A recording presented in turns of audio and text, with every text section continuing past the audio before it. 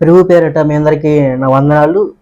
ప్రియ క్రైస్తవులారా, ఈ వీడియో వీక్షిస్తున్న ప్రతి ఒక్కరికి కూడా నా కృతజ్ఞతలు తెలియజేస్తున్నాను. ఈరోజు ముఖ్యంగా నేను చెప్పిన విధంగా ప్రతి ఆదివారం కూడా 4 లైవ్ ఇస్తానన్నాను.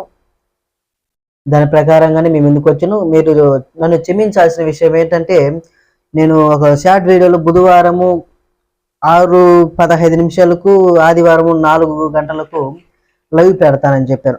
కొన్ని కారణాల వల్ల, అనగా నేను స్టడీ ఇంకా పూర్తి కాలేదు కాబట్టి నేను ఇంకా చదువుతూనే ఉన్నాను.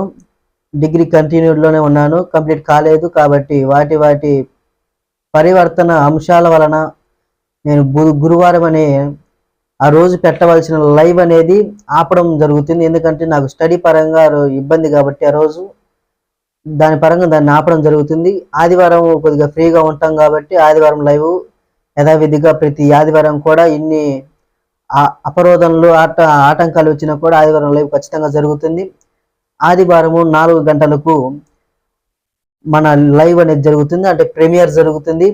ఆ ప్రీమియర్లో ప్రతి ఒక్కరు కూడా పాల్గొని దేవుని వాక్యాన్ని వీక్షించాలని మీ అందరికీ కూడా మనవి చేస్తున్నాను. ప్రియ క్రైస్తవులారా, ప్రియులారా, నేను చెప్పే వాక్యం ఈరోజు మీరందరూ కూడా దృష్టి ఉంచి దాని మీద దేవుని వాక్యాన్ని మనస్సాక్షిగా మనసు దాని మీద పెట్టి విన్నట్లయితే ప్రతి ఒక్కరు కూడా దేవుణ్ణి ఆస్వాదించినట్లు, దేవుని తమ హృదయంలో ఉంచుకున్నట్లుగా ఆశ అనేది మనలో అందరికీ ఉంటుంది. కాబట్టి ఈ యొక్క వాక్యాన్ని మీ ఎన్నికల్లో ఉంచుకోవాలని నాకు చిన్న మనవి. మన వాక్యంలోకి వెళ్ళినట్లయితే, భక్తిహీనుల మీద దేవుని యొక్క ఉగ్రత, అంటే భక్తిహీనుల మీద కాదు, ప్రతి మానవుని మీద దేవుని యొక్క ఉగ్రత ఉండిద్ది. ఎందుకు ఉండిద్ది అంటే, దేవుని మాట ఎప్పుడైతే ఉల్లంఘిస్తారో, దేవుని యొక్క మాటను ఎప్పుడైతే పాటించకుండా ఉంటారో, దేవుడు ఇచ్చిన ఆజ్ఞలు ఎప్పుడైతే విడిచిపెట్టి మూర్ఖంగా జంతువుల్లాగా ప్రవర్తిస్తారో, ఆ రోజు దేవుని యొక్క ఉగ్రత ఒక మానవుని మీదకి వచ్చేటువంటి పరిస్థితులు ఉంటాయి. మరి జంతువుల మీదకి కూడా రావా జంతువుల మీదకి ఎందుకు రావు అని అంటారేమో. జంతువుల మీదకి కూడా వస్తాయి. ఎందుకంటే జంతువులకి మానవులకి ఒక తేడా ఉండిద్దండి. ఆ తేడా ఏంటో మనందరికీ కూడా తెలుసు, కొంతమంది తెలియని వాళ్ళు ఉన్నారు.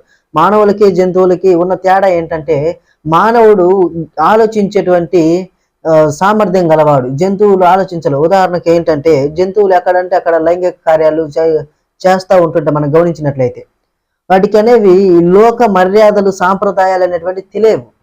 మానవుడు మంచి చెడులను గ్రహించగలడు. అది ఎక్కడ ఉందంటే, ఆది కాండంలో ఒక మాట ఉంది. యేసుక్రీస్తు వారు ఆదామును సృజించినప్పుడు ఆదామును చూసి, ఆదాముకు ఒక తోడు కావాలన్నప్పుడు ఆదాము ఒక ఎముకను తీసి, ఆ తీసిన ప్లేస్ను ఆదాములో మాంసముతో కూర్చిన తర్వాత ఆ ఎముకతో ఒక నారి అనగా ఒక స్త్రీని సృష్టించారు. ఆ సృష్టిలో ఏమైందంటే, స్త్రీ ఈ యొక్క ఆదాముకు తోడుగా ఉండి, ఆ స్త్రీకి అవ్వ అని పేరు పెట్టుకున్నాం. అవ్వ అని మనం ప్రస్తావించుకుందాం. ఇక్కడ అవ్వ ఆదాము ఇద్దరు కలిసి ఏదో వనంలో ఉంటారు. యేసుక్రీస్తు వారు ముందే చెప్తారు, రకరకాలైనటువంటి విత్తనాలు ద్వారా మొలకలెత్తేటువంటి చెట్లను, తినటానికి ఆహారం ఇచ్చేటువంటి చెట్లను, ప్రతి రకరకాలైనటువంటి వృక్షాలను మొలిపించాడు ఏదోము వనములో. ఆ ఏదోము వనమును సాగు చేసుకోమని ఆదాముకు అవ్వకు తెలియజేశాడు. ఆ యొక్క పొలంలో ఏదోను తోటలో ఉన్న అన్ని మొక్కలలో వస్తున్న కాయలను, పండ్లను అన్నిటిని మీరు తినొచ్చు. కానీ ఈ యొక్క ఏదోను వనంలో మధ్యలో ఉన్నటువంటి ఒక మంచి చెడులు ఎరిగేటువంటి ఒక చెట్టు ఉంది. ఆ చెట్లు కాయలు తింటే మీరు మంచి చెడులను ఎరుగుతారు. మీకు సిగ్గు అనేది ఒక పదం, ఒక అర్థం అనేది మీలో వస్తుంది అని దేవుడు చెప్పాడు. కానీ సర్పం అన్నది ఏమన్నదంటే, అక్కడ మనం వాక్యంలోకి వెళ్ళలేదు, నేను ఎగ్జాంపుల్ చెప్తున్నాను. మానవునికి జంతువుకి మధ్య తేడా ఉంటుంది అని చెప్పాను కాబట్టి ఆ తేడా మీకు చెప్తున్నాను. సర్పం స్త్రీతో అంటుంది, స్త్రీ బలహీనురాలు కదా, పురుషుడు అంటే బలవంతుడు, స్త్రీ బలహీనురాలు కాబట్టి సర్పము ఆవతో అంటుంది ఏమనంటే, దేవుడు మీకు ఇలాగ చెప్పాడా, ఈ పండును తింటే మీరు మంచి చెడులు అంటే తెలుసుకుంటారని దేవుడు చెప్పాడా? కాదు, అది అబద్ధము. మీరు ఈ పండును తిన్న ఎడలా మీరు దేవుడి కంటే ఉన్నతమైన స్థితికి మీరు వెళ్తారు. దేవుడి కంటే మీరు ఈ పండును తిన్నట్లయితే దేవతలుగా మీరు పరిగణిస్తారు, దేవతలుగా పిలువబడతారు అని చెప్పినప్పుడు, ఈ స్త్రీ ఆ సర్పం చెప్పిన మోసపు మాటలు విని మోసపోయి ఈ స్త్రీ తినడమే కాకుండా పురుషునికి కూడా ఇచ్చింది. ఇచ్చిన తర్వాత వారిద్దరు ఎటువంటి స్థితిలోకి వచ్చారో ఏమైపోయారో మనందరికీ కూడా తెలుసు. ఆది కాండంలో మీరు చదువుకున్నట్లయితే, అది మన అంశం కాదు కాబట్టి నేను చెప్తున్నాను. ఆది కాండంలో ఉంది, 1వ అధ్యాయం నుండి చదువుకున్నట్లయితే 1వ అధ్యాయం బహుశా 2వ అధ్యాయంలో ఉండిద్ది, చదవండి. ఆ పండు తిన్నమ్మటే దిగంబరులయ్యారు. దిగంబరులు అంటే ఎవరి మీద అంతకుముందు ఆ పండు తినకముందు వీళ్ళ మీద బట్టలు లేవు, తిన్నాక కూడా బట్టలు లేవు, తినకముందు బట్టలు లేవు. కానీ అది చెడు, అది చూడకూడనిది, అది చూసేది, అది చూడకూడనిది అనే ఆలోచన లేదు అప్పటి వరకు కూడా. అప్పటి తినక మునుపు ప్రతి అవయవాన్ని చూస్తున్నాడు. పురుషుల్లో స్త్రీ చూస్తుంది, స్త్రీ పురుషులు చూస్తున్నారు, ఇద్దరు చూస్తున్నారు, ఇద్దరి మీద బట్టలు లేవు. కానీ అది మంచిది, అది చెడుది, అది చూస్తే పాపం వస్తుంది అని జ్ఞానం లేదు, అని తెలివి లేదు. దేవుడు అక్కడ మంచినే చూపించాడు కానీ చెడుని ప్రస్తావించలేదు. దేవుడు లోకంలో ఈ సృష్టిని సృష్టించిన తర్వాత చెడు అనేది లేకుండా ఉండడానికి దేవుడు చెడుని తీసుకురాలేదు, మంచిని తీసుకొచ్చాడు. కానీ సర్పము చేసిన పనికి మంచి చెడులు ఎరిగేటువంటి ఆ పండును తినడం వల్ల ఆ స్త్రీని చూసినప్పుడు సిగ్గుపడ్డాడు ఆదాము. ఈ పురుషుని చూసినప్పుడు సిగ్గుపడ్డది అవ్వ. ఎందుకంటే అవయవాలు క్లియర్గా కనపడుతున్నాయి, వాళ్ళ మీద బట్టలు లేవు. అప్పుడు ఒకరినొకరు సిగ్గు నెరిగి ఎక్కడికి పొదల చాటులకు వెళ్ళారు. పొదల చాటుకి వెళ్ళారు. ఎందుకు? సిగ్గు కదా. అమ్మో పురుషుడు నా అవయవాలు మొత్తం చూస్తున్నాడని అవ్వ పొదల చాటుకి వెళ్ళింది. అమ్మో స్త్రీ నన్ను అవయవాలు మొత్తం చూస్తుందని ఆదాము పొదల చాటుకి వెళ్ళాడు. సిగ్గు అంటే మంచి చెడును ఎరిగారు అక్కడ ఆ పండును తినడం వల్ల. ఇది మంచి చెడును తెలుసుకున్న వారు ఎవరు అంటే మానవులు.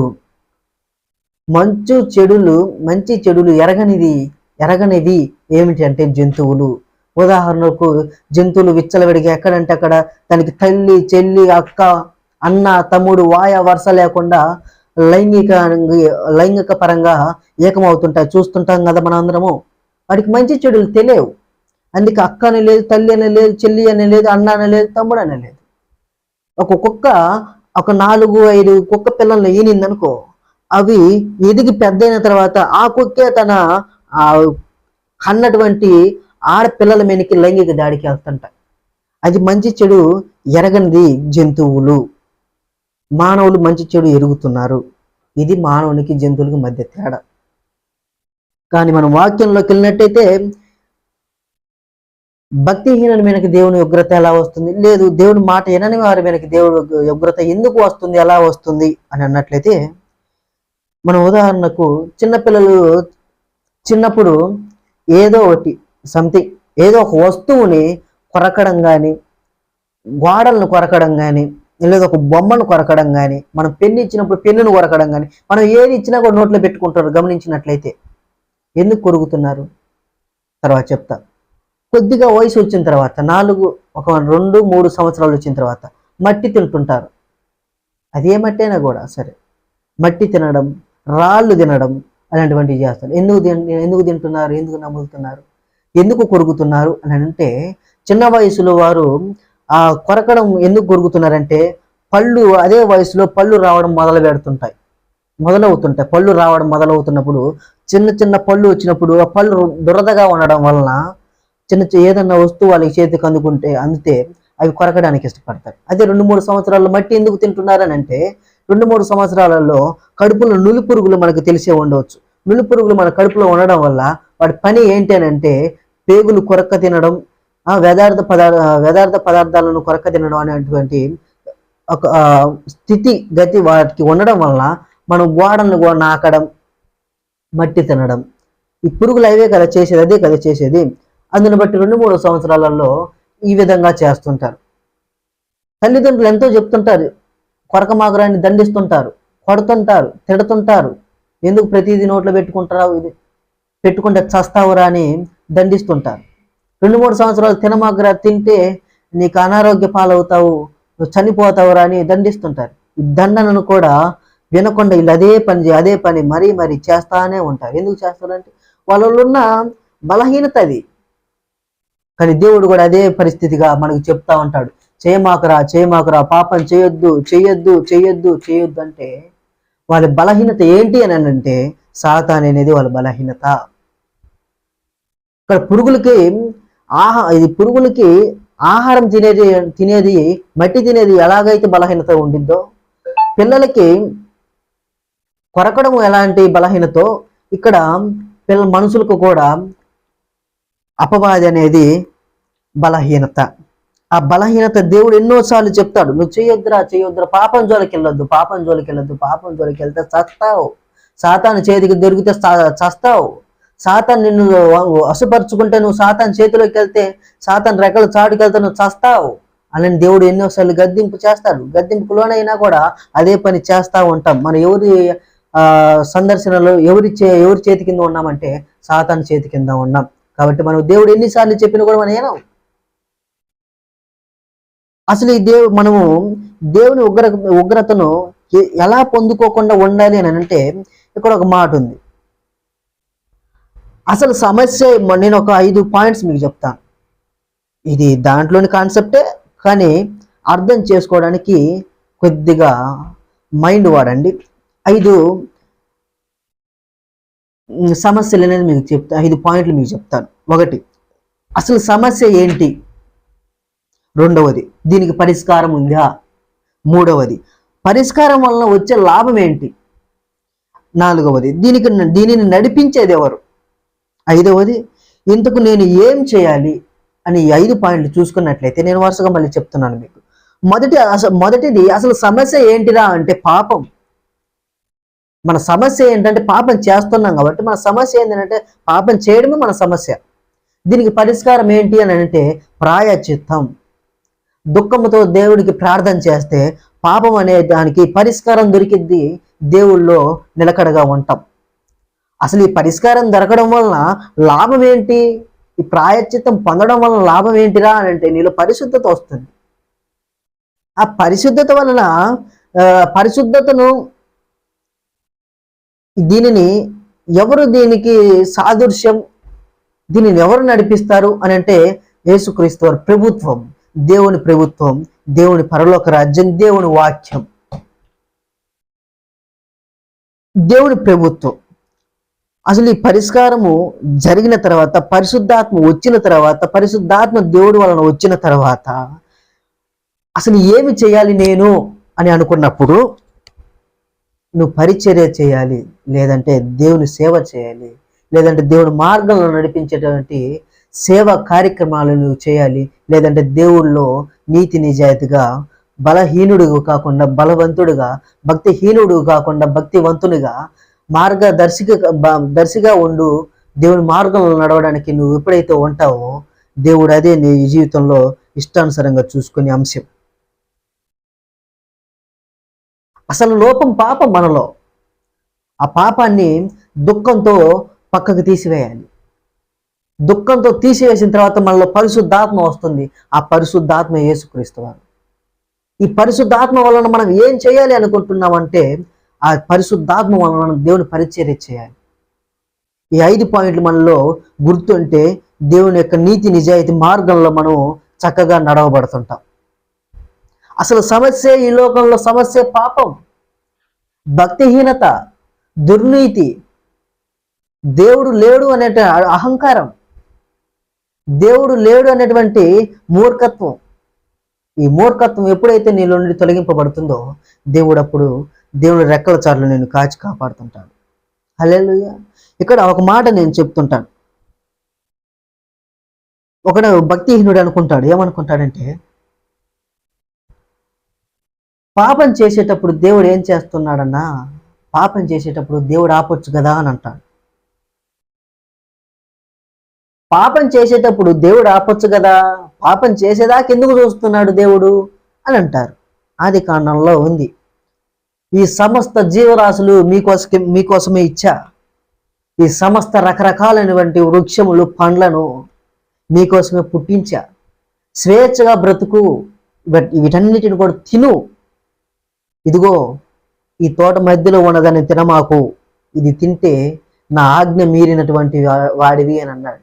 ఇది చేయమాకురా, ఇవన్నీ చేయి, కానీ ఇచ్చలవిడిగా ఇవన్నీ చేయి, ఈ మంచి కాబట్టి నువ్వు ఇచ్చలవిడిగా చేయి, ఇవన్నీ తిను, నువ్వు నీకు స్వేచ్ఛ ఇస్తున్నా, ఇవన్నీ నీకోసమే నేను చేస్తున్నా, ఇవన్నీ తిను, స్వేచ్ఛ ఇస్తున్నా.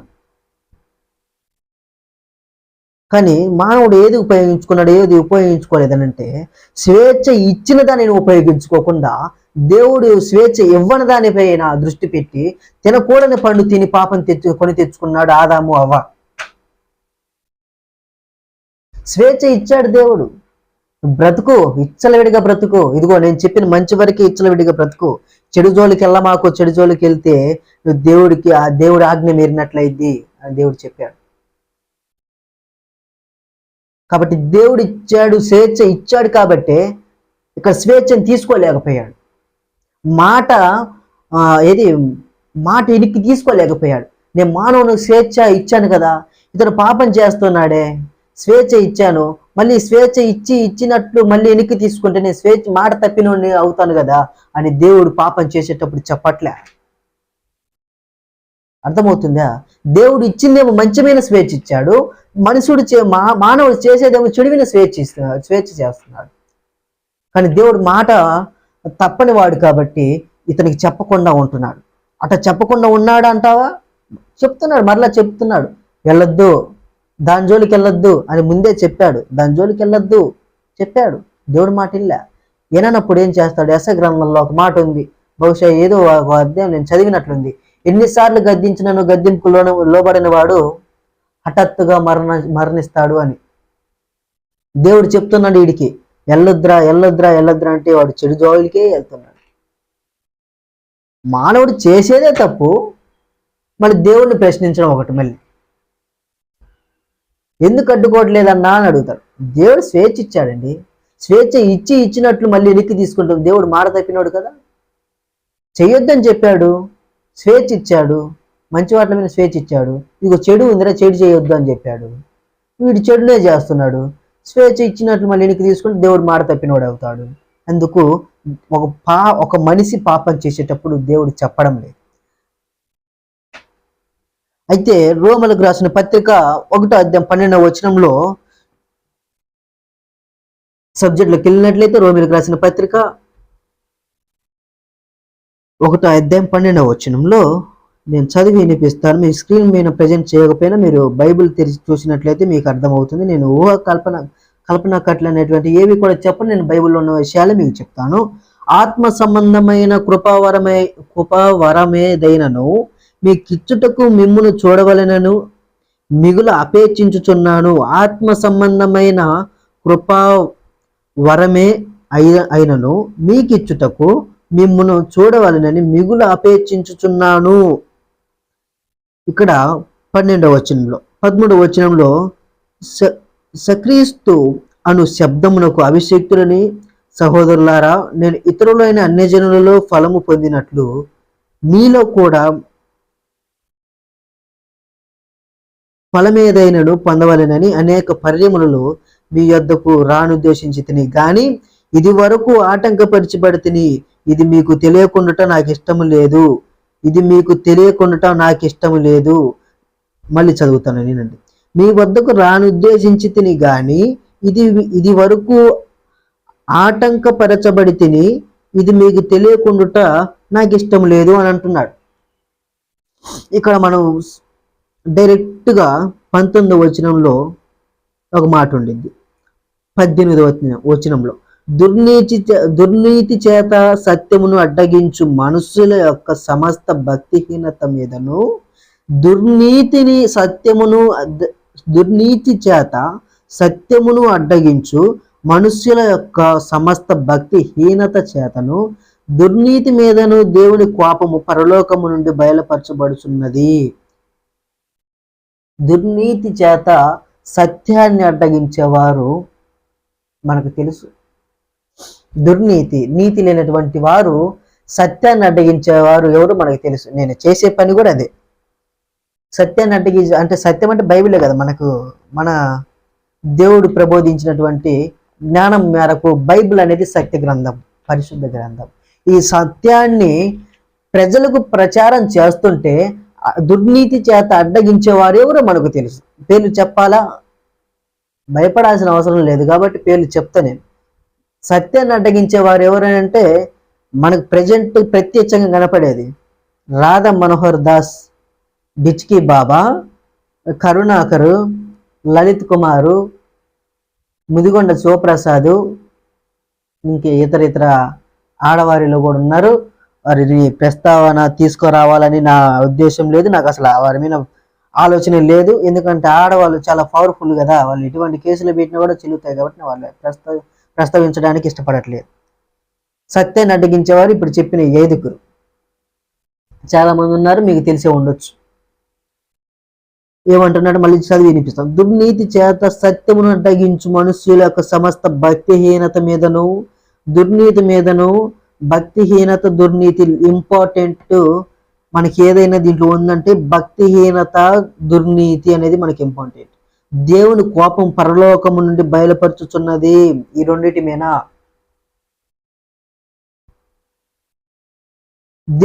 దేవుడికి ప్రేమ ఉండాలి కానీ కోపం ఎందుకు ఉండిద్దన్నా అని అంటారేమో. నేను చెప్తున్నాను, కోపం పాపం కదా అని అంటారు కొంతమంది. దేవుడికి కోపం రాకూడదే, పాపం కదా అంటాడు. కోపం వస్తే పాపం అని బైబిల్లో లేదు కదా. ఆదికాండం 1వ అధ్యాయం నుండి ప్రకటన కాండం చివరి అధ్యాయం వరకు కూడా ఎక్కడ చదివినా కూడా, తరిఫిది చెందినా కూడా దీన్ని తారుమారు చేసి ఒక్కొక్క పదం విడదీసి చదివినా కూడా కోపం పాపం అని ఎక్కడా లేదు. కోపం పాపం అని ఎక్కడా లేదు. దేవుడికి ఉగ్రత ఎందుకు? దేవుడు ఉగ్రతను ఎందుకు పంపిస్తాడన్నా? దేవుడు కోపం ఎందుకు వస్తుందన్నా? దేవుడు కరుణామయుడు కదా, జాలి గల దేవుడు కదా, తేజోమయుడు కదా, ప్రేమమూర్తి కదా. కోపం ఎందుకు వస్తుంది దేవుడికి అని అంటారేమో. కోపం రాదు దేవుడికి, కోపం లేదని బైబిల్లో లేదు. దేవుడు యేసుక్రీస్తు వారు గర్జించు సింహంలా వస్తాడు. గర్జించు సింహంలా వస్తాడు దేవుడు. దేవుడు కోపం లేదని బైబిల్లో లేదు, కోపం పాపమని బైబిల్లో లేదు. దేవుడు కరుణామయుడు, జాలిమూర్తి, ప్రేమమూర్తి అని బైబిల్లో ఉంది. ఎంతవరకు దేవుడి మాట నువ్వు ఎప్పుడు దాకైతే వింటావో అంతవరకు దేవుడు ప్రేమమూర్తిగా వ్యవహరిస్తాడు, కరుణామూర్తిగా వ్యవహరిస్తాడు. జాలి కలిగినట్టు స్థితిని నీ యొక్క జీవితంలో కొనసాగిస్తాడు. నువ్వు దేవుని మాట ఎప్పుడైతే ఉల్లంఘిస్తాడో, దేవుడి మాట ఎప్పుడైతే నువ్వు వినకుండా ఉంటావో అప్పుడే దేవుని యొక్క ఉగ్రత నీ మీదకి వస్తుంది. కోపం పాపం అని బైబిల్లో లేదు. నువ్వు ప్రశ్నించడానికి అసలు వీలే లేదు. దేవుడు కోపం పడితే పాపం కదా అని ప్రశ్నించడానికి వీలు లేదు. బైబిల్లో ఉందా? ప్రశ్నించు, మంచిదే. బైబిల్లో లేదు, నువ్వు ప్రశ్నించడానికి వీలు లేదు. ఎందుకు దేవునికి కోపం వస్తుందంటే దేవుడు పరిశుద్ధుడు కాబట్టి, మానవులు చేసేదే పాపం కాబట్టి. నేను చెప్పాను అసలు సమస్య ఏంది అంటే పాపం అని చెప్పాను ముందు మీకు. మానవుని యొక్క సమస్య ఏంటిరా అని అంటే పాపం. దేవుని యొక్క సమస్య ఏంటిరా అని అంటే పాపం చూడకూడదు. ఎందుకు చూడకూడదు దేవుడు అని అంటే దేవుడు పరిశుద్ధుడు కాబట్టి. దేవుడు పరిశుద్ధుడు కాబట్టి మానవుడు చేసే పాపం చూడకూడదు. మానవుని సమస్యే పాపమైనప్పుడు ఆ మానవుని సమస్య తీర్చాలి అంటే దేవుడు ఉండాలి. ఆ మానవుని కోపం చూడకుండా ఉండాలి అంటే దేవుని ఉగ్రత ఈ పాపం చేసేవాడి మీదకి రావాలి. తెలుసుకోవాలంటే దేవుని ఉగ్రత, కోపం అనేది రావాలి, ఉండాలి కదా. ఒక కుమారుడు పాపం చేస్తుంటే తన తల్లి కానీ తండ్రి కానీ దండిస్తేనే కదా దాన్ని మార్చుకోవడానికి దోహదపడుతుంది. దండించకపోతే విచ్చలవిడిగా తయారైపోతాడు కదా. మనం అందరం దేవుడు కుమారులు కుమార్తెలం కాబట్టి దేవుడి ఉగ్రత మన వెనక్కి ఎప్పుడైతే వస్తుందో సత్యాన్ని గ్రహిస్తాం. దేవుని ఉగ్రత మన వెనక్కి ఎప్పుడైతే వస్తుందో నీతిని గ్రహిస్తాం. మానవుడు చేసే పాపాన్ని చూడలేక యేసుక్రీస్తు వారు దేవుడు ఈ ఉగ్రతను కల్పిస్తున్నాడు. మనం రీసెంట్గా ఇప్పటికి కూడా జరుగుతున్న ఒక ఇన్సిడెంట్, వాయనాడు, కేరళ వాయనాడు కొండ శిలలు ఊడిపడి వరద అనేది ఆ ప్రాంతంలోకి వచ్చి బైబిల్లో ఉన్న విధంగానే తల్లికి బిడ్డకి జాడలేనటువంటి పరిస్థితులు వాయనాల్లో చూస్తున్నాం మనం. ఈ యొక్క రీసెంట్గా జరుగుతున్న ఇన్సిడెంట్ ఇది. ఎలా ఉందో తెలుసు అక్కడ పరిస్థితి. దేవుని ఉగ్రత ఎలా ఉందో తెలుసు అక్కడ. దేవుని మాట వినకపోతే ఉగ్రత ప్రజవిల్లుతుందంట. ఉగ్రత అనేది ఒక్కసారిగా ఎట్లయితే అలా వచ్చి వెళ్తుందో దేవుని ఉగ్రత అలా వచ్చి వెళ్తుంది. విచ్చలవిడిగా అయిపోతుంది వాయనాడు. ఆర్మీ ఎలా పనిచేస్తుందో తెలుసా? వెతుకుతుంటే బురదలలో, రాళ్ళ క్రింద, పెద్ద పెద్ద శిలల కింద ఇదిగో తలకాయ, ఇదిగో చెయ్యి, ఇదిగో ఏలు, ఇదిగో మొండెం, ఇదిగో కాలు, పార్ట్ ఇడిపోయింది.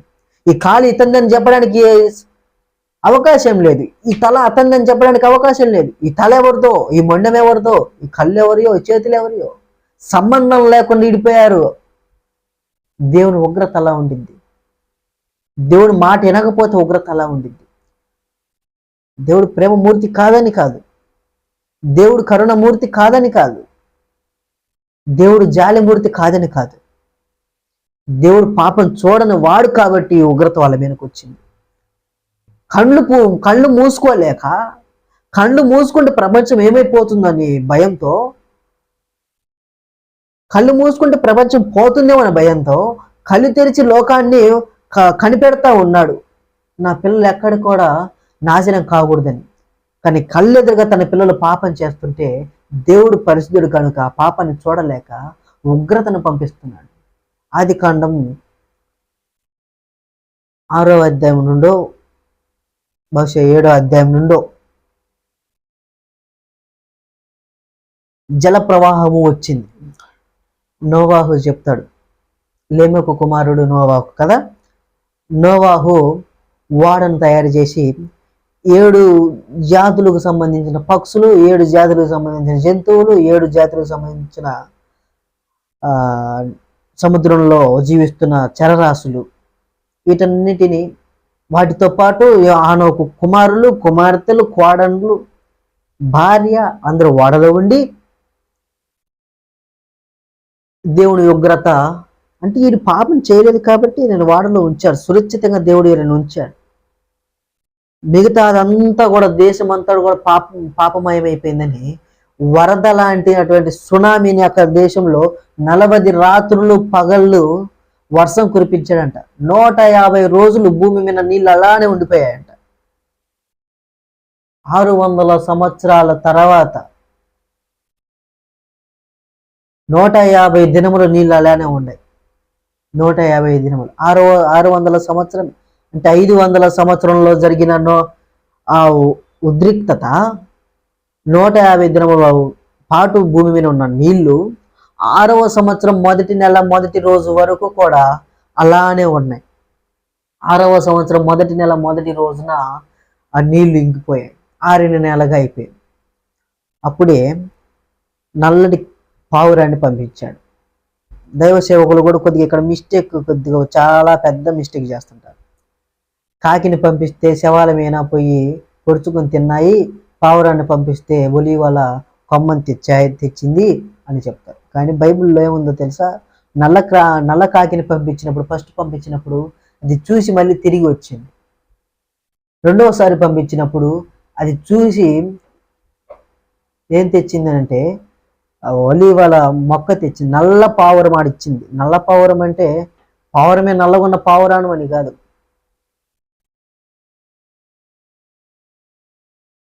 చూసి వచ్చింది అదే, ఒలివ మొక్క కొమ్మను తెచ్చింది అదే, మరలా పంపించినప్పుడు తిరిగి రాని కాకి కూడా అదే. కాకి అని లేదు అక్కడ, నల్లపావురం. మొదటిసారి పంపించినప్పుడు ఏం పని చేయకుండా మెలకుండా వచ్చింది. రెండవసారి పంపించినప్పుడు ఒలివల మొక్క కొమ్మను తెచ్చింది. మూడవసారి పంపించినప్పుడు కాకి ఒక నల్ల పావురమే తిరిగి రాలి. ఏం చేస్తుందిరా అని అంటే శవాల మీద వాడి పొడుచుకొని తింటుంది. మంచి చేసింది ఒలివల మొక్క కొమ్మ తెచ్చింది ఇదే. మానవుల మీద కూర్చొని ఉబ్బిన శరీరం మీద కూర్చొని తిన్నది కూడా ఇదే. ఇది మిస్టేక్ అవుతున్నారు చాలా మంది కూడా పాస్టర్లు. సరిగ్గా మీరు చదివితే నల్ల పావురం ఫస్ట్ వెళ్ళింది కొమ్మని తెచ్చింది, వెళ్ళింది శరీరాన్ని పొడుచుకొని తిన్నది. ఆడ పని చేసింది ఒక నల్ల పావురం అంతే. కాకి వెళ్ళింది పొడుచుకొని తిన్నది, పావురం వెళ్ళింది కొమ్మని తెచ్చింది అని అక్కడ లేదు. ఉంటే నాకు రెఫరెన్స్ చూపించి నాకు కామెంట్స్ రూపంలో పెట్టండి. ఒకవేళ నాది నేను చెప్పింది తప్పైతే మన వాక్యంలోకి వెళ్దాం. ఎక్కడున్నామంటే దేవుడు లోకంలో చేసే ప్రతి ఒక్క మానవుని పాపం చూడలేక ఉగ్రతలు మా లోకం మీదకి వస్తున్నాయని చెప్పారు. దేవుడు పాపం చూడలేడు, మానవుడు చేసే పాపం చూడలేకనే ఉగ్రతలు వస్తున్నాయి. ఎగ్జాంపుల్ వాయనాడు అని చెప్పాను మీకు కేరళలో. సంబంధం లేకుండా చనిపోయారు చాలా మంది కూడా. ఒక ఇంటిలో ఒక ఇంటిలో తల్లి తండ్రి తల్లిదండ్రులు అంటే భార్య భర్త ఇద్దరు పిల్లలు ఒక మంచం మీద పడుకున్నారు. ఎంతవరకు వచ్చాయో తెలుసా నీళ్ళు? వరద, బురదతో సంబంధించిన వరద. ఇది రూమ్ అయితే ఏడదాకా వచ్చింది. వాళ్ళు పడుకుంది ఇంతెత్తులో వరద వచ్చింది. బురదతో కూడినటువంటి వరద వచ్చింది ఎంత ఎత్తున. ఆ బురదతో కూడిన వరద వాడి మీదకి వచ్చినప్పుడు పీల్చుకోవడానికి గాలి లేదు, వదలడానికి సందు లేదు. స్పేస్ ఉండాలి కదా, గాలి వదిలి పీల్చుకోవడానికి. వదలడానికి స్పేస్ లేదు, పీల్చుకోవడానికి బురదలో గాలి లేదు. వాళ్ళ పరిస్థితి ఎలా ఉందో చూడండి. మరి తల్లడిల్లిపోయారు. దేవుని ఉగ్రత అలా ఉండింది. వరదతో కొట్టుకుపోయారు. తల్లి ఎక్కడికి పోయిందో తెలియదు, పిల్లలు ఎక్కడికి పోయారో తెలియదు, భర్త ఎక్కడికి పోయాడో తెలియదు, వాడు పార్ట్స్ ఎక్కడున్నాయో కూడా తెలియదు. దేవుని మాటను విననప్పుడు ఆ ఉగ్రత వస్తుంది. అందుకే దేవుడు అంటాడు, దేవుని నమ్ముకోమని. దేవుడు ఎందుకు ఊరకే అనడు. అరే నాయన, నువ్వు దేవుడిని నమ్మురా, నువ్వు నమ్మకుండా సాతాను చేతికి వెళ్తే నీకు ఉగ్రత వస్తుందిరా అని దేవుడు వరకు అనలే. అందుకే ఉగ్రత వచ్చింది. దేవుడికి మనం భక్తి చేస్తూ ఉంటుంటామేమో. దావీదు దేవుని హృదయానుసారుడు. దేవుడు హృదయానుసారుడని దావీదు ఏరో వ్యక్తి ఒక భార్యతో పాపం చేసినప్పుడు దావీదుని క్షమించలేదే యేసుక్రీస్తు వారు? దేవుని ఉగ్రత కోపం అక్కడ చూపించాడు కదా. తన కుమారుణ్ణి సంహరించాడు, మరణింపజేశాడు, మరణానికి పాల్పడ్డాడు తన కుమారుడిని. హృదయానుసారుడని అక్కడ వదిలేయలేదు దావీదుని.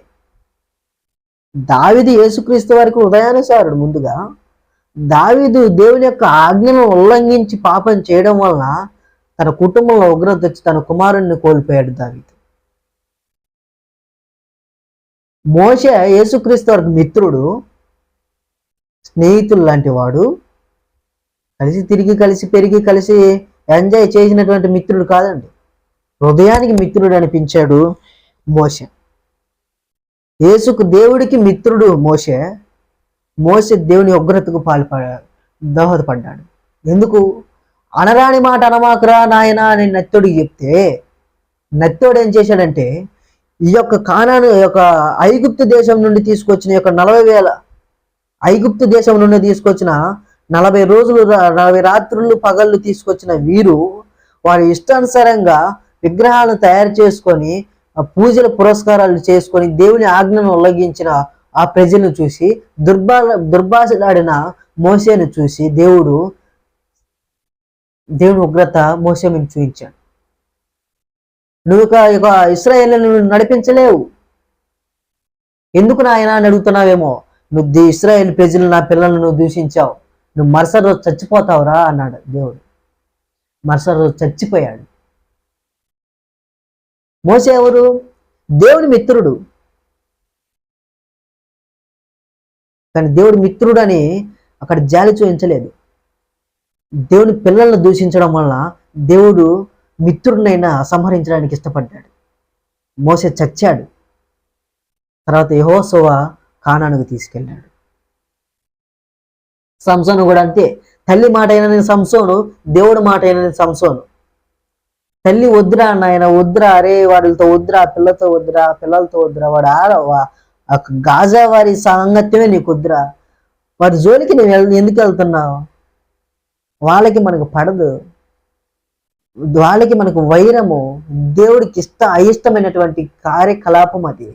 వద్దురా, గాజా వారి చేతిలో నువ్వు చెక్కొద్దురా అని దేవుడు చెప్పాడు, తల్లి చెప్పింది.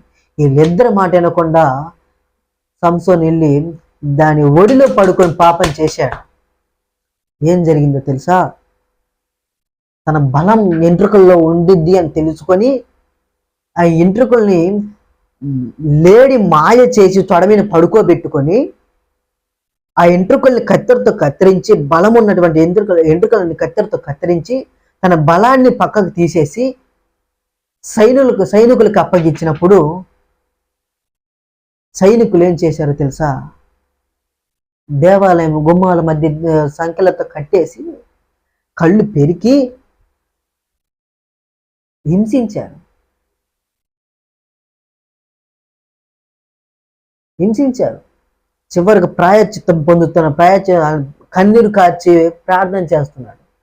నేను తప్పు చేశా, నా తప్పును మన్నించు దేవా, చివరిసారిగా నాకు నీ శక్తిని ప్రసాదించు. ఇది పాపం చేసింది, పాపం చేసి కూడా ఎదుటోళ్ళు పాపం చేస్తున్న వీళ్ళందరినీ నేను సంహరిస్తానని చెడు మాట మాట్లాడుతున్న యదవ సంసోను. పాపం చేసి కూడా ఎదుటోళ్ళు పాపం చేస్తున్నాడు, వాళ్ళ మీద కోపపడుతున్నాడు ఈ యదవ. కానీ మాట ఏమన్నా యదవ ఎవడు ఇక్కడ అంటే సంసోను దేవుడి మాట ఇలా తల్లి మాట ఇలా వాళ్ళ మీద కోపం వచ్చి చివరిసారిగా నాకు నీ యొక్క బలాన్ని నాకు కావాలి అన్నప్పుడు దేవుడు చివరిసారిగా దేవుడు జాలిమూర్తి అని చెప్పాను కదా, జాలి ఉండదని చెప్పలేదు, జాలిమూర్తి అని చెప్పాను కదా, సర్లేపోని అని ఇచ్చాడు. ఆ మందిరాన్ని గుడిని మొత్తాన్ని కూడా పడగొట్టి దాంట్లో చచ్చాడు. వీడు చచ్చాడు, వాళ్ళు చచ్చాడు. ఉగ్రత ఎలా వస్తుంది? దేవుని హృదయానుసారుడైన దావీదు మీదకి ఉగ్రత వచ్చింది, దేవుని మిత్రుడైన మోషే మీదకి ఉగ్రత వచ్చింది, దేవుడు శక్తిని బలాన్ని ఇచ్చినటువంటి సంసోను మీదకి ఉగ్రత వచ్చింది. అంత పెద్ద మహానుభావుల మీదనే ఉగ్రత వచ్చినప్పుడు మన మీదకి రాదంటారా? చెప్పండి, మన మీదకి రాదంటారా? వినండి, దేవుణ్ణి కోపం తెప్పించేవి ఏవి అని మనం ఇందాక చెప్పాం. దుర్నీతి అనేది, భక్తిహీనత అనేది. ముందుగా మనం భక్తిహీనత చూసుకుందాం. మీరు అనుకోవచ్చేమో, భక్తి వాళ్ళ ఉంది కదన్నా, ఇప్పుడు నేను దేవుణ్ణి నమ్ముతున్నాను, చూసేవాళ్ళు మీరు నమ్ముతున్నారు దేవుణ్ణి, చాలా లోకంలో ప్రజలందరూ కూడా చాలా వరకు నమ్ముతున్నారు దేవుణ్ణి ఆదివారం ప్రార్థనలకు వెళ్తున్నారు, ప్రత్యేక కోడికలు పెట్టుకుంటున్నారు, ప్రత్యేక సభలు పెట్టుకుంటున్నారు, యూట్యూబ్ ద్వారా లైవ్ వింటున్నారు. ఇవన్నీ కూడా భక్తికి సంబంధించినవి కదన్నా. నేను భక్తి చేస్తున్నానే, నా వెనుక ఉగ్రత ఎందుకు వస్తుంది? నాలో భక్తి ఉంది కదా అని అనుకుంటారు. దేవుడు అంటున్నాడు ఏంటో తెలుసా? నీ భక్తి సరైనదా కాదా అని యోచించుకో. సరైన భక్తి ఉండాలి, భక్తి ఉండడం కాదు ఆడ మెయిన్ పాయింట్. సరైనదా కాదా? 21 పాపములు రోమేలు రాసిన గ్రంథంలో ఉంది.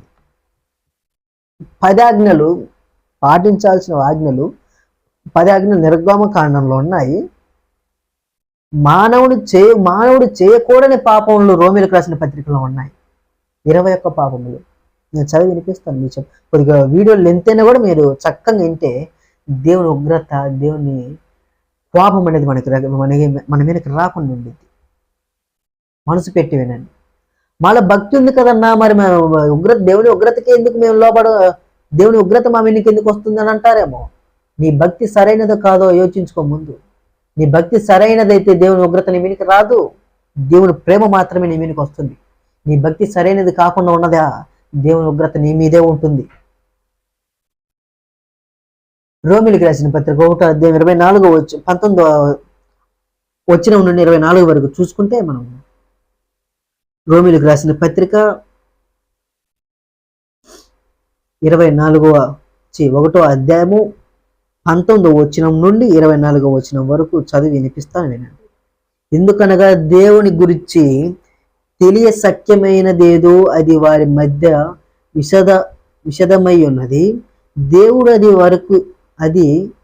వారికి విషదపరిచెను అనగా అక్కడ చెప్పాడు, బయలుపరిచాడు అని అర్థమైంది. ఎందుకనగా దేవుని గురించి తెలియ సఖ్యమైనదేదో అది వారి మధ్య విషదమైనది, దేవుడు అది వారికి విషదపరిచెను. మూర్ఖులు ఉంటారు, నాకు తెలియదు, నాకు చెప్పలేదు, నాకు ఇది ఉందనే తెలియదు అని మూర్ఖులు ఉంటారు. కానీ దేవుడు ముందే చెప్పాడు. అలాగే శక్యమైనది దేవుడి యొక్క తెలియజేయాల్సినటువంటి విషయాలన్నీ కూడా మానవునికి తెలియజేశాడు. కానీ మానవుడు అంటే నాకు తెలియదే, నాకు చెప్పలేదే, నాకు ఏడుందో తెలియదే అని అనుకుంటాడు. భక్తిహీనత ఎలా ఉండిద్దనంటే నేను 3 పాయింట్స్లలో మీకు తెలియజేస్తాను. దేవుణ్ణి పక్కకు తీయడం, దేవుణ్ణి పక్కన పెట్టడం. అసలు దేవుడే ఆడున్నాడు, దేవుడు అంటే దేవుడే లేడు, నేను కష్టపడుతున్నా, నా కండలు కరిగేటట్టు కష్టపడుతున్నా, పూట గడుపుతుంది, నేను అన్నం తింటున్నా అని అనుకునేవాడు.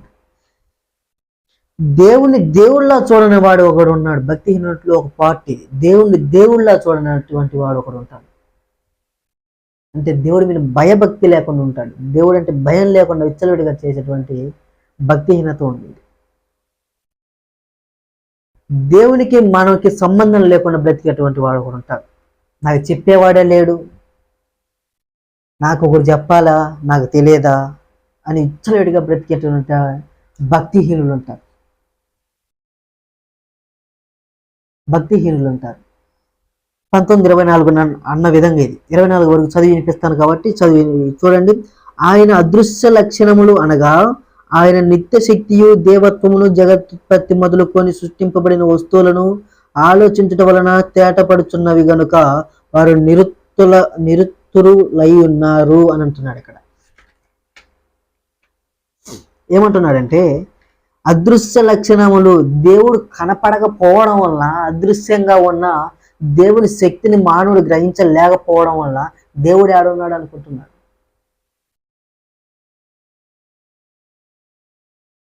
కరెంటు ఇప్పుడు ఒక లైట్ వెలుగుతుందంటే అది అదృశ్యంగా వెలుగుతుంది, కరెంటు ప్రవహిస్తుంది.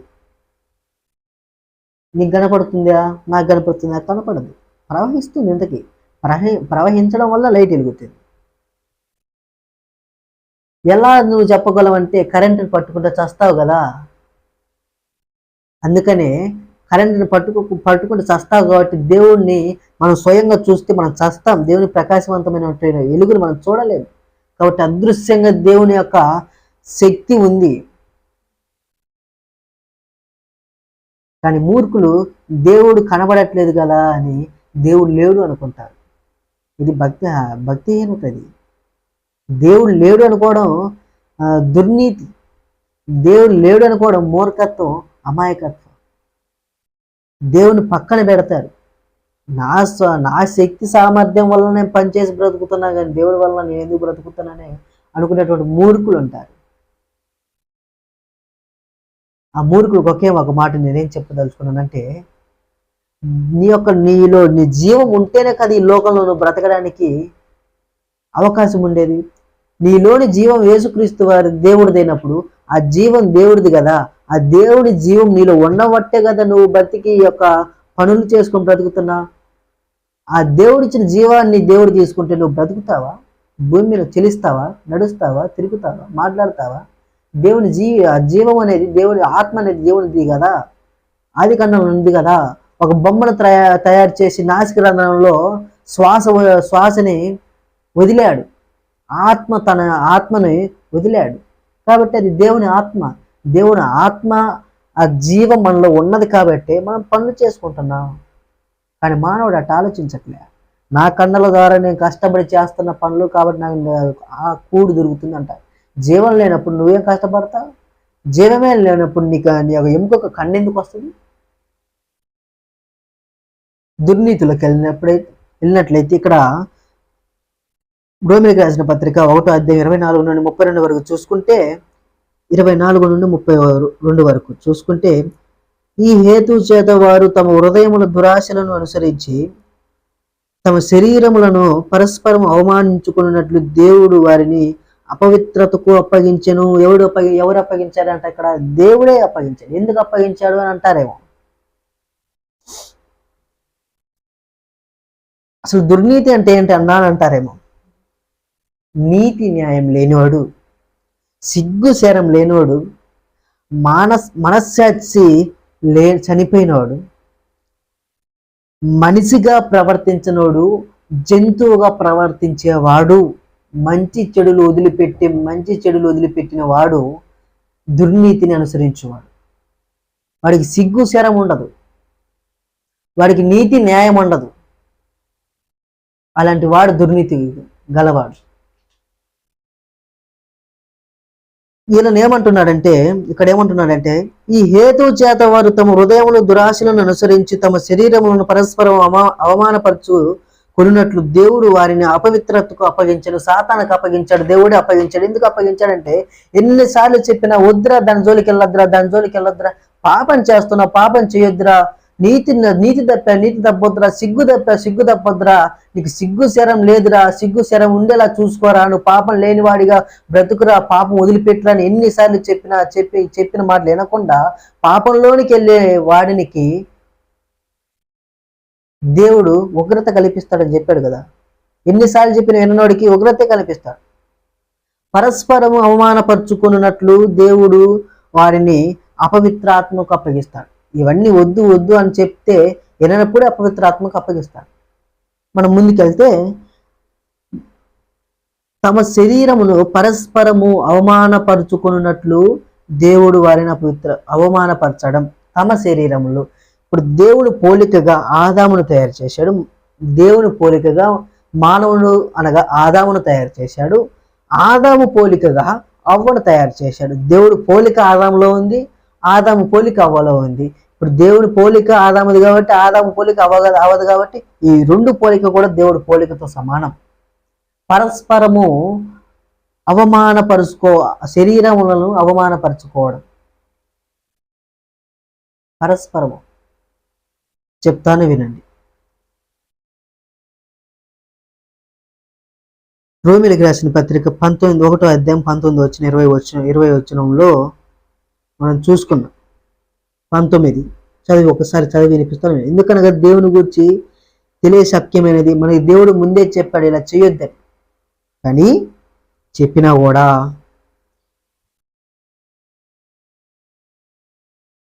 కూడా తమ శరీరములను పరస్పరం అవమానపరుచుకున్నట్లు చేస్తున్నారు అని 24వ వచనంలో ఉంది. అయితే ఇక్కడ ఏమంటున్నాడంటే చెప్తాను. దేవుని సృష్టి ఈ పరస్పరం అనేది చివరి మాటలో మనం మాట్లాడుకుందాం.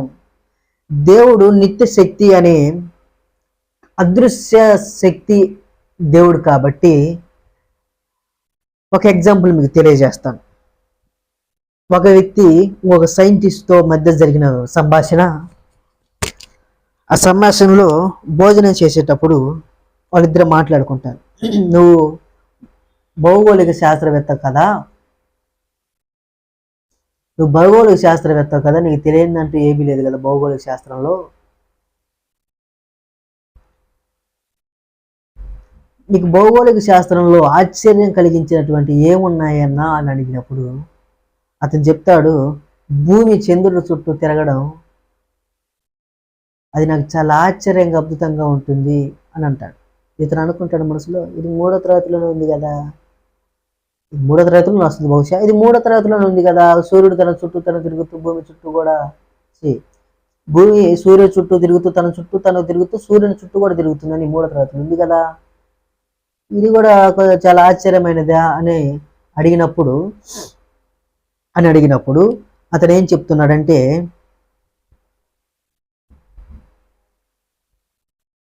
భూమి సూర్యుని చుట్టూ తిరిగేటప్పుడు అది ఒకే కక్షలో తిరిగితే ఈ భూమి మీద ప్రపంచంలో ఉన్న జీవరాశులు మొత్తం చనిపోతాయి కదా, యాక్సిడెంట్లు విచ్చలవిడిగా అయిపోతాయి కదా, కాలాలు ఋతువులు అనేవి ఉండవు కదా. కానీ దేవుడు ఇవన్నీ కూడా ఉండేటట్లు చేసి, యాక్సిడెంట్లు జరగకుండా కాలాలు మార్పు చెందేలా చేసి, వక్రతలం ఒక విధంగా చెప్పాలంటే కోడిగుడ్డు ఆకారంలో భూమి తిరుగుతుంది. అలా దాని చుట్టూ తిరుగుతూ సూర్యుని చుట్టూ తిరుగుతూ ఉంటుంది. దానివల్ల కాలాలు ఏర్పడతాయి. ఈ యొక్క అద్భుతమైనది దేవుడు సృష్టించాడు. అదే మానవుడు సృష్టించిన కారు కానీ, విమానం కానీ, అది షిప్ కానీ, రాకెట్ కానీ, బైకులు కానీ, సైకిళ్ళు కానీ, ఇవన్నీ కూడా మానవుడు సృష్టించిన పరికరాలు కాబట్టి ఇవి మరణాన్ని తెచ్చిపెడతాయి. కానీ దేవుడు సృష్టించాడే భూమిని, ఇవన్నీ కూడా చెల్లిస్తున్న ప్రతి ఒక్కటి కూడా యాక్సిడెంట్కి లోనైనటువంటి అవే. కానీ భూమి కూడా చెలిస్తుంది, దానికి యాక్సిడెంట్ జరగదు. ఎందుకని అంటారా? అది దేవుడు నిర్మించాడు. దేవుని యొక్క సృష్టి అది. దేవుని యొక్క సృష్టి ఎలా ఉండిద్ది? ఒక ఎగ్జాంపుల్ మీకు చెప్పనా? ప్రపంచ దేశాలలో గరిష్టంగా 58 డిగ్రీల వరకే ఎండ వస్తుంది. ఆ ఎండకి మనము పెద్ద ఏమీ మనకు జరగదు. ఆ ఎండ అలాస్కా రష్యా కాదు, ఏదో సంథింగ్ ఏదో దేశాలలో ఉండిద్ది. ఆ ఎండ ఎడారులలో ఎక్కువగా ఉండిద్ది. ఈ ఎండకు మనం చాలా ఇబ్బంది పడాల్సిన అవసరం కూడా లేదు, ఏదో నార్మల్ ఇబ్బంది అంతే. కానీ ఒక్కడుగు సూర్యునికి సూర్యుడికి భూమికి ఒక్కడుగు దగ్గర అయిందా? ఒక్క అడుగు దగ్గర అయితే 20% పెరుగుతుంది. ఏంటిది? సాంద్రత. ఇక ఒక్క అడుగు పెరిగితే 20% డిగ్రీలా పెరుగుతుంది. అప్పుడు 58 20% పెరగడం వల్ల 78% పెరుగుతుంది. అప్పుడు 78% పెరిగితే ఎలా ఉంటుంది తెలుసా? గ్యాస్ మీద నిప్పు వస్తే మనకి నిప్పు మీద పెడితే ఎలాగైతే మన చేయి కాలుతుందో అలా కాలుతుంది, మన ఒళ్ళు కూడా కాలిపోతాం 78 డిగ్రీల ఉష్ణోగ్రత కలిగితే. కానీ దేవుడు సృష్టి ఎలా ఉంది తెలుసా? అలాంటి కాలిపోయే స్థితికి తీసుకురాకుండా 58 వరకు స్టాండర్డ్ చేసి మానవునికి పెట్టవలసిన ఉష్ణోగ్రతను అక్కడ మానవునికి పెట్టి భూమిని తన సృష్టి ఒక వింతగా సృష్టించాడు. అది అదృశ్యమైనటువంటి దేవుని యొక్క సృష్టి.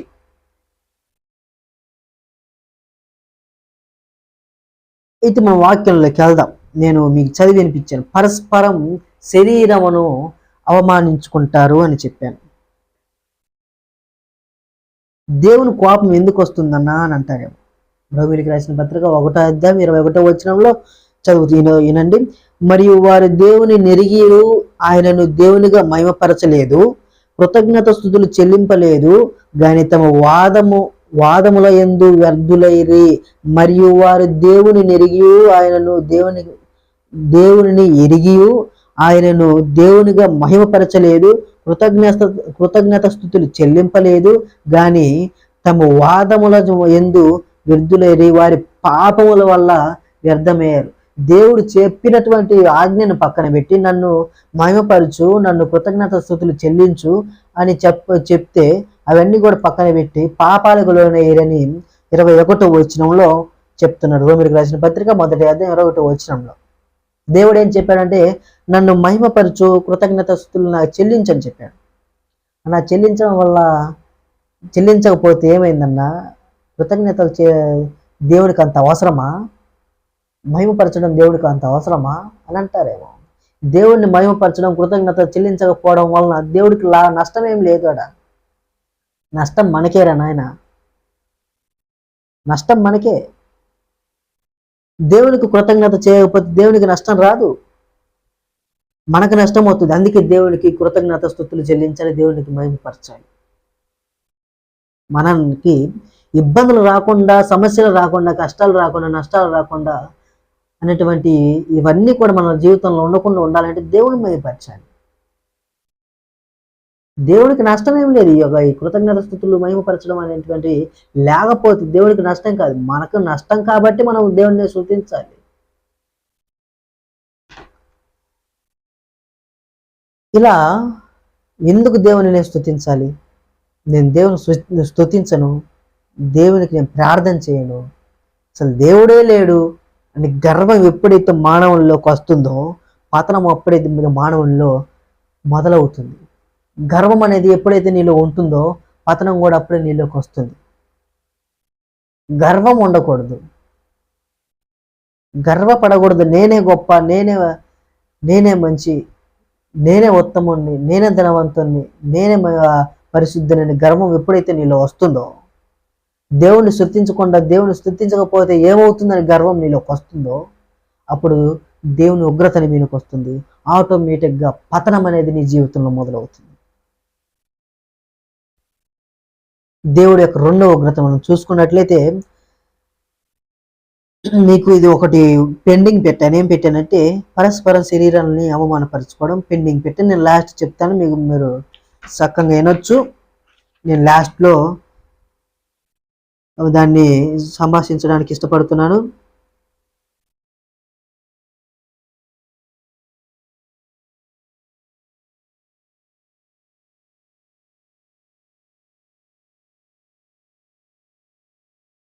చెప్తాను మీకు. రెండవ ఉగ్రత అంటే దేవుడు ప్రతి ఒక్క మానవుని, ఒక మాట మీకు చాలా మంది పాస్టర్లు చెప్తూనే ఉంటారు, దేవుడు పెద్ద పెద్ద ఆలయాల్లో ఉండడు, దేవుడు నీ హృదయంలో ఉంటాడు అని చాలా మంది పాస్టర్స్ చెప్తారు. నిజమే, దేవుడు అనేవాడు పెద్ద పెద్ద ఆలయాల్లో, పెద్ద పెద్ద ఆలయాలు కట్టిస్తుంటారు, ఆలయాల్లో దేవుడు ఉండడు, మన హృదయంలో ఉంటాడు. దేవుని యొక్క సింహాసనం మన హృదయంలో దేవుడు కట్టుకున్నాడు.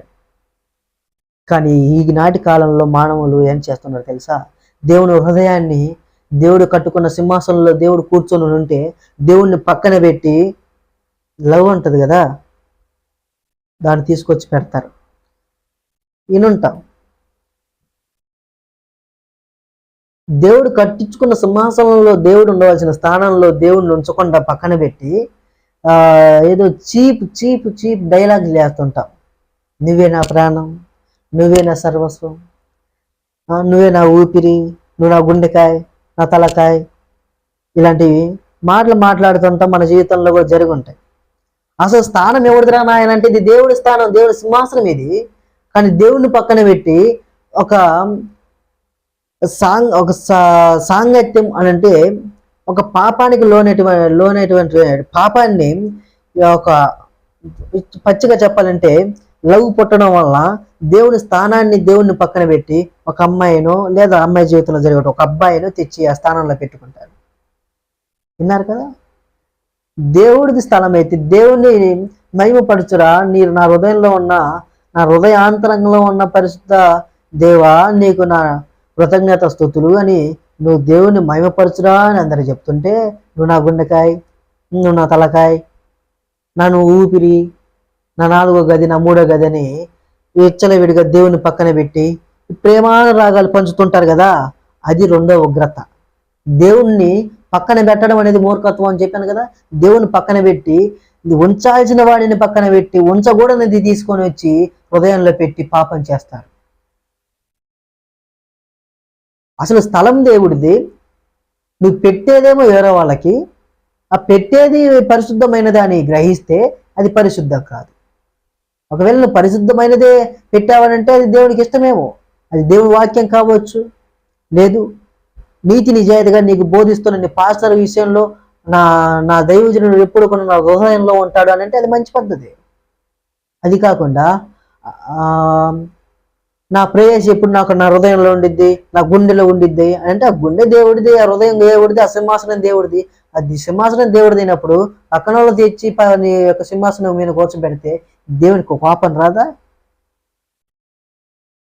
దేవుని స్థలాన్ని ఆక్రమించుకుంటే దేవునికి కోపం రాదా? దేవునికి ఉగ్రత రాదా?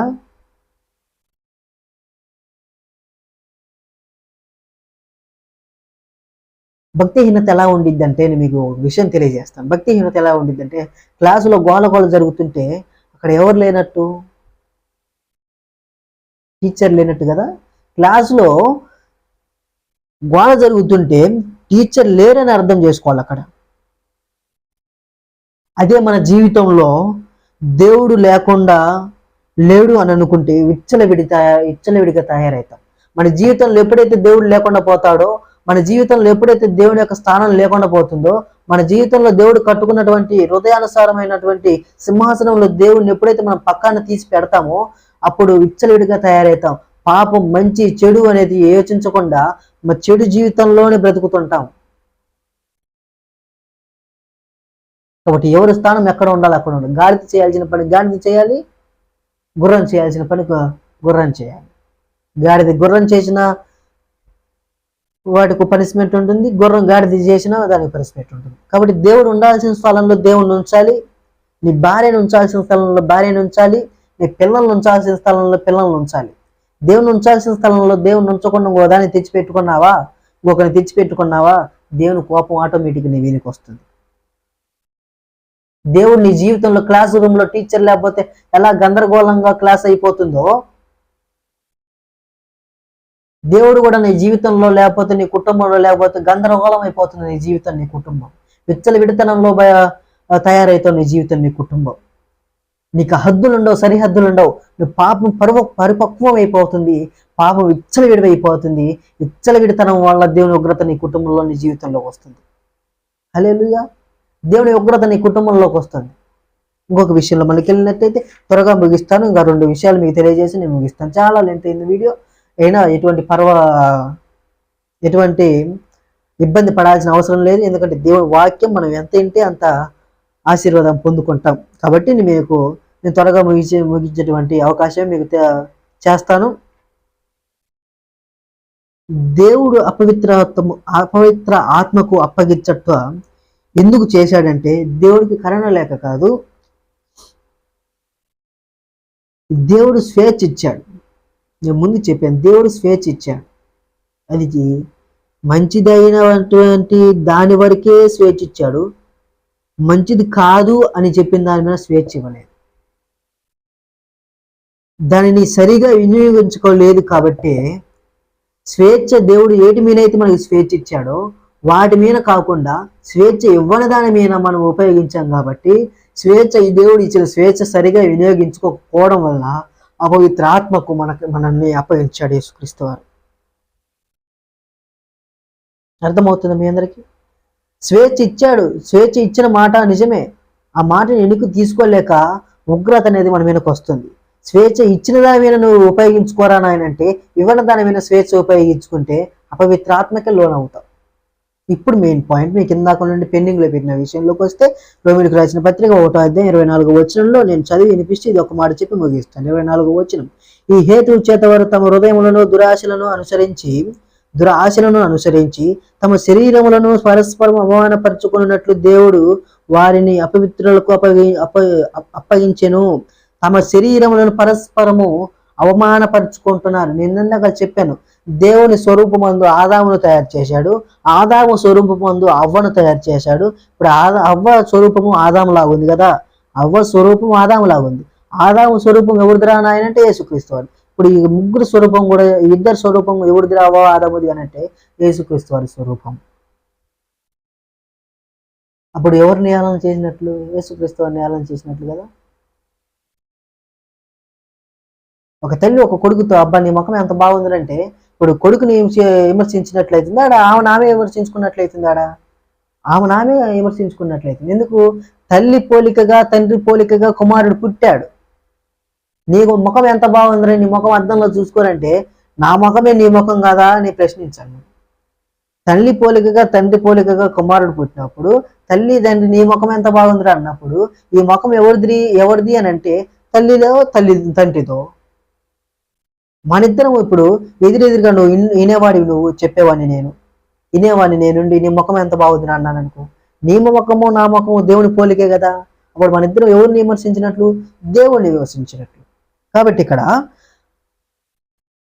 తమ శరీరములను పరస్పరం అవమానపరుచుకుంటున్నారు. పరస్పరం మాటి మాటికి అవమానపరుస్తున్నారు. ఎలా అని అంటే, పచ్చిగా మాట్లాడాలంటే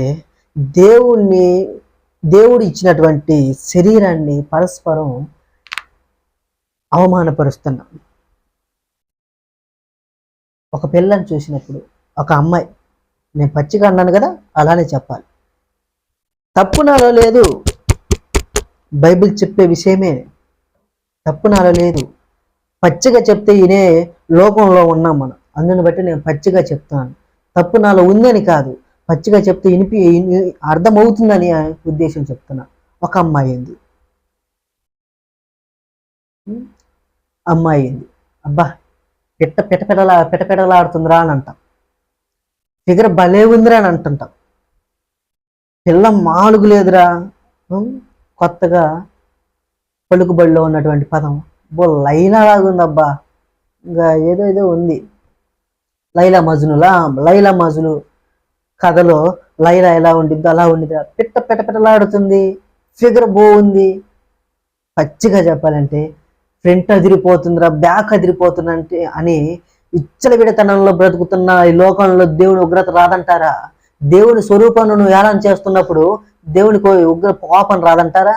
దేవుని స్వరూపాన్ని నువ్వు ఎగతాళి చేస్తున్నావు, హేళన చేస్తున్నావు, అవమానపరుస్తున్నావు. నువ్వు చెప్పవలసిన మాటలు అవి కాదు, నువ్వు పలకబడాల్సిన మాటలు అవి కాదు, నువ్వు పలకాల్సిన మాటలు అవి కాదు. దేవుని యొక్క రూపాన్ని నువ్వు హేళన చేస్తున్నావు. దేవుని స్వరూపమందు ఒక స్త్రీ సృష్టింపబడినప్పుడు ఆ దేవుని స్వరూపము ఆ స్త్రీలో ఉన్నప్పుడు నువ్వు స్త్రీని విమర్శిస్తే దేవుణ్ణి విమర్శించినట్లు కదా? లేదు, పురుషుని విమర్శిస్తే, పురుషుని రూపాన్ని విమర్శిస్తే దేవుని రూపాన్ని విమర్శించినట్లు కదా? వీటన్నిటి వలన ఉగ్రత అనేది, దేవుడి ఉగ్రత అనేది ఖచ్చితంగా వస్తుంది. దుర్భాషలాడుతుంటారు, శరీరాన్ని పరస్పరం అవమానపరుస్తుంటారు. పరస్పరం అవమానం, మాటి మాటికి అవమానం. పిల్ల కనపడితే అవమానపరుస్తుంటారు, ఒక అమ్మాయి కనపడితే అవమానపరుస్తుంటారు, ఒక అబ్బాయి కనపడితే చాలా సిగ్గుమాలినటువంటి మాటలు మాట్లాడుతుంటారు స్త్రీలు కూడా. ఇదే దేవుని వాక్యంలో ఆనాడు చెప్పిన వాక్యము, ఆనాడు చెప్పిన లేఖనంలో ఉన్నటువంటి వాక్యోపదేశము ఈనాడు కూడా జరుగుతుంది. కాబట్టి ఉగ్రతలు ఈ లోకం మీదకి వస్తున్నాయి. ఆగిపోలేదా? ఉగ్రత ఈ లోకం మీదకి వస్తున్నాయి. చివరికి ఒక మాట మీకు తెలియజేసి నేను ముగిస్తాను. పాపాల విచ్చలవిడి ఎలా ఉందంటే 1:27 వచనంలో ఒక మాట ఉంది, చదువుకుందాం. రోమీయులకు రాసిన పత్రికే, మనకి ఇది ఒక్కటి చాలు. 1:27, 1:27 వచనంలో, అటువలే పురుషులు కూడా స్త్రీ యొక్క స్వాభావికమైన ధర్మమును విడిచి, స్వాభావికమైన ధర్మం అనగా పురుషుడు స్త్రీని పెళ్లి చేసుకోవాలి, స్త్రీ పురుషుణ్ణి పెళ్లి చేసుకోవాలి. ఆ యొక్క స్వభావాన్ని విడిచిపెట్టి పురుషుడు స్త్రీని చేసుకోవాల్సినటువంటి పద్ధతిని, సాంప్రదాయాన్ని విడిచిపెట్టి పురుషులతో పురుషులు అవాచ్యమైనది చేయొచ్చు, పాపము చేయొచ్చు, పురుషులతో పురుషులు అవాచ్యమైనవి చేయొచ్చు, తమ తప్పిదములను తగిన ప్రతిఫలమును పొందుచు ఒకరి ఎడల ఒకరు కామతత్పులైరి, ఒకరి ఎడల ఒకరు కామతత్పులైరి అని అంటున్నాడు దేవుడు. పురుషుడు స్త్రీని పెళ్లి చేసుకోవాల్సిందైతే పురుషుడు పురుషుల్ని పెళ్లి చేసుకుంటాడు. ఈ యొక్క చెడుతనం వలన, ఈ యొక్క విచ్చలవిడి వలన మన ఒక రాజ్యాంగంలో ఒక మార్పు వచ్చింది. 2022 జూన్ నెలలో బహుశా 18-17 తేదీల్లో కావచ్చు నాకు తెలిసి 2022 సంవత్సరం, ఎగ్జాక్ట్లీ 2022 సంవత్సరం జూన్ నెలలో ఒక పురుషుడు మరొక పురుషుడి మీద ఇష్టపడితే, ఆ పురుషుడు ఈ పురుషుడు ఇద్దరు అంగీకరించుకుంటే, వీళ్ళిద్దరూ మేమిద్దరం కలవాలి అనేటువంటి పరస్పర ఆలోచన కలిగి ఉంటే వారిద్దరు కలవచ్చు అని రాజ్యాంగంలో అమలుపరిచారు, రాజ్యాంగంలో లిఖించారు, సవరణ చేశారు. ఎందుకు చేశారు అని అంటే, వీళ్ళు చేస్తున్న పనుల వల్ల పురుషుడే కామరూపాన్ని తీర్చుకుంటున్నాడు కాబట్టి, స్త్రీనే కామరూపాన్ని స్త్రీలిద్దరు కలుస్తున్నారు కాబట్టి, పురుషులు స్త్రీలిద్దరు కలిసి కామకార్యాలు జరిగించుకుంటున్నారు కాబట్టి, స్త్రీ కలిసి కామకార్యాలు జరిగించుకుంటున్నారు కాబట్టి ఈ యొక్క సవరణ అనేది జరగాల్సి వచ్చింది. ఇది ఎవరి వలన జరిగిందంటే పాపం వలన జరిగింది. కామం అనేటటువంటి పాపం వలన పురుషుడు స్త్రీ అనేటువంటి భేదం లేకుండా పురుషుడే కలవడం వలన, స్త్రీయే కలవడం వలన ఈ సవరణ అనేది రాజ్యాంగంలో జరిగింది. ఇంకొక సవరణ ఎప్పుడు జరిగిందంటే 2018 సంవత్సరంలో, 2018 సంవత్సరంలో సెప్టెంబర్ నెలలో జరిగింది. ఏమి జరిగింది? ఒక దంపతులు, ఒక జంట, భార్యాభర్త.